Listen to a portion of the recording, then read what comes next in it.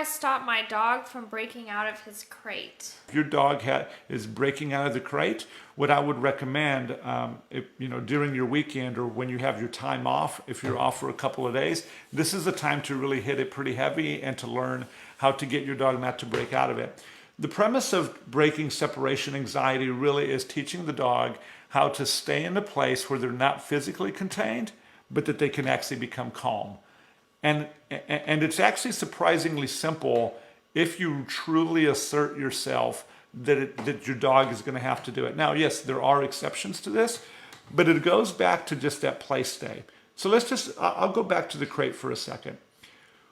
When you're trying to teach your dog about breaking out the crate, it's not about reinforcing the crate or even buying one that's even tougher, like steel or aluminum, where the dog can't get out. Yes, that if you buy one of those $500 steel crate, Alcatraz crates, your dog is probably not going to get out. But I've heard of dogs like some very powerful Belgian Malinois and German Shepherds that they're in there and they'll break their teeth against the metal trying to get out, because that's like they're very anxious about being in there.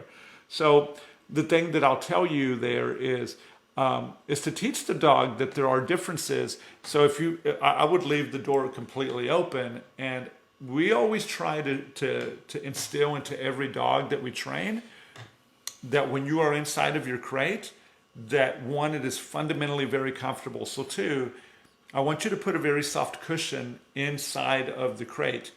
Do not close the door, because if your dog has separation anxiety and you put a very soft cushiony crate in there, they're going to destroy it, and you could find yourself at the veterinarian, trying to get some of that stuff out. So make it really soft in there. And then, it's important that when you endeavor to begin this process, that your dog is also hungry. Here's something that is a little different. I probably would take some of the dog's food and maybe initiate getting the dog in there and showing the dog how good it is to be in there. But then the next thing that I would do is I would have a pre-prepared Kong. So for those of you guys that don't know what a Kong is, it's a rubberized dog toy that has a cavity in the middle, and that you can actually fill the cavity in the middle with all sorts of stuff. What I would do is I would have a pre-prepared Kong with a lot of stuff that my dog truly enjoys, and it would be frozen.